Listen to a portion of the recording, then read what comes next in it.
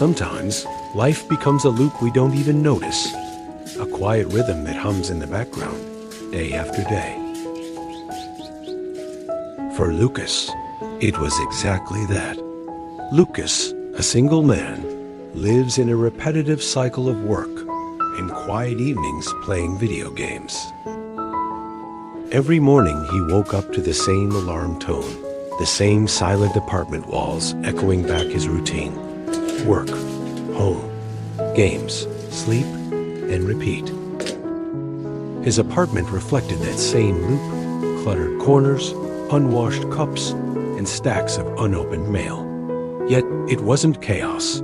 It was more like a quiet surrender. Lucas wasn't lazy or careless. He was simply stuck. Like many people, he had found comfort in predictability, a world where nothing surprising ever happened, but nothing painful did either.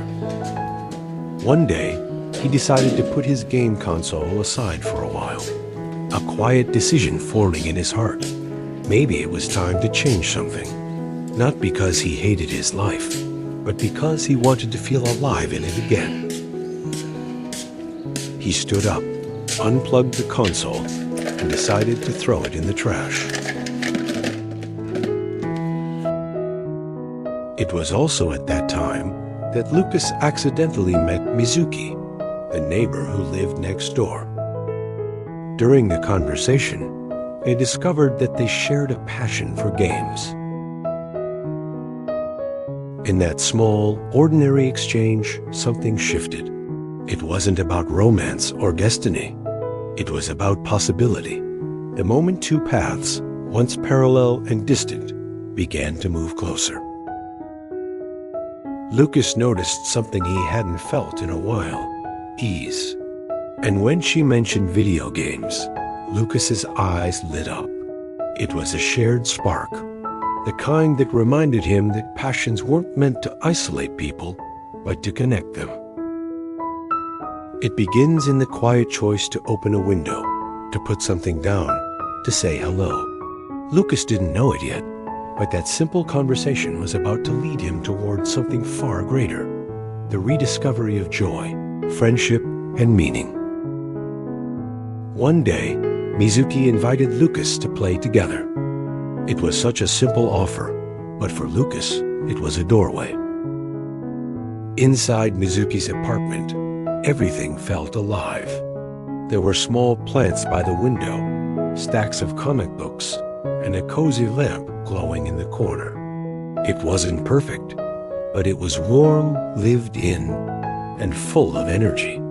The kind of space that reflected a person who embraced life instead of merely passing through it.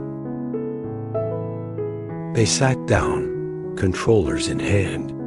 The game started, and for a moment, Lucas forgot the awkwardness of introductions. Every time one of them won a round, the other demanded a rematch, and soon the quiet apartment turned into a small world of joy. Lucas began noticing the difference these interactions made. The once dull walk home from work now carried a spark of purpose. He began cleaning his apartment, making space for light to come in. Even his mornings felt different, not because of what he gained, but because of what he rediscovered: curiosity, connection, and the simple joy of looking forward to something. Their conversations went beyond games. They shared little stories about childhood dreams, favorite meals, and moments of failure that taught them more than success ever could. Mizuki spoke about her journey of moving to the city, how she once felt invisible, and how she used creativity and community to overcome that feeling. Her words resonated with Lucas. For the first time, he saw how passion wasn't just a personal escape. It was a bridge between people. As they paused the game, Mizuki said softly, "You know, people always think games are about winning. But for me, it's about connection. You can tell a lot about someone by how they play, whether they lead, support, or laugh when things go wrong." Lucas smiled. I guess I've been playing alone for too long. Then it's time to change that, she said. It wasn't a grand revelation, just a shared truth between two people learning to appreciate the small, beautiful details of human connection. Days passed, and their friendship deepened. Lucas began to understand that joy wasn't hidden in the spectacular or the new. It was in presence, in being there, in laughing without planning to, in caring without expectation. That's what made these moments special. There was no scoreboard, no competition, just the quiet realization that when people share their passions, something greater emerges. A bond, a sense of belonging. For Lucas, this was the start of transformation. Not because he found someone to change his life, but because he allowed life to touch him again. Change rarely arrives without its tests. For a while, everything between Lucas and Mizuki felt effortless. Days flowing into nights, filled with laughter and shared moments. Yet, as the initial excitement softened into routine, subtle shadows began to appear. Not conflict, but reflection, the kind that asks you quietly, who am I becoming? Lucas began to notice something unsettling. Every time Mizuki spoke passionately about her projects, her friends, or the small gaming community she helped organize, he felt a flicker of insecurity. It wasn't jealousy. It was the old echo of loneliness, whispering that he might not truly belong. For years, Lucas had built walls, quiet defenses made of solitude and self-doubt. Opening up to someone was new territory, and vulnerability often felt heavier than he expected. He realized how much his life had changed, not in big, dramatic ways, but in the quiet evolution of his heart. He remembered the day he unplugged the console, the silent decision to step outside the loop. And now, looking at that same console on the shelf, he understood something he hadn't before. The goal was never to abandon what he loved, but to experience it differently, with balance, connection, and purpose. Lucas felt a quiet warmth rise inside him.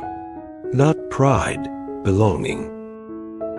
He realizing that connection wasn't about being the loudest or the most successful.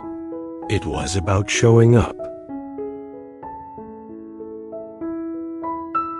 Lucas felt lighter. The fear that once gripped him seemed smaller, almost distant.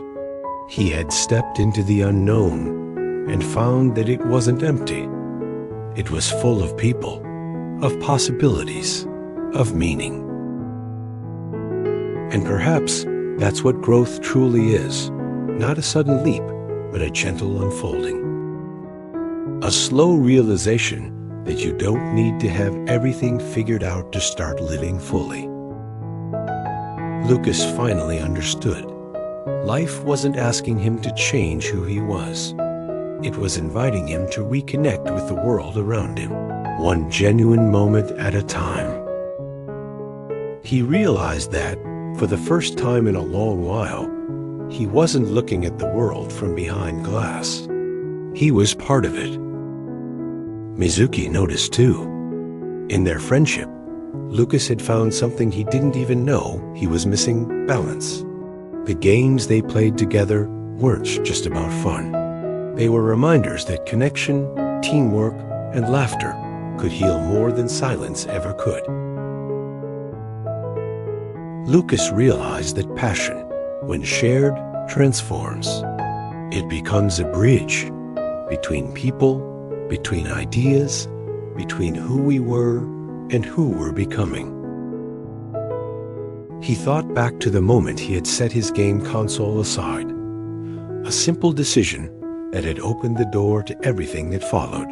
It wasn't the act of giving something up that mattered, but the courage to create space for something new. Now, he understood that growth doesn't mean leaving behind what you love. It means learning to love it differently, to let it connect rather than isolate, to let it inspire rather than distract. And in that understanding, Lucas found peace. Life didn't suddenly become perfect. There were still quiet days, still challenges, still moments of uncertainty. But now, there was also balance, laughter, and friendship. He still played games with Mizuki, but he also joined her at community events, helped organize local tournaments, and even began mentoring younger players. What started as a solitary hobby had become a way to give back, a reminder that fulfillment often grows when we share what we love. When people with the same passion converge, something extraordinary happens. Lucas's journey isn't about escape or reinvention. It's about rediscovery. It teaches us that joy grows when shared, that passion unites, and that sometimes the most meaningful adventures begin right next door.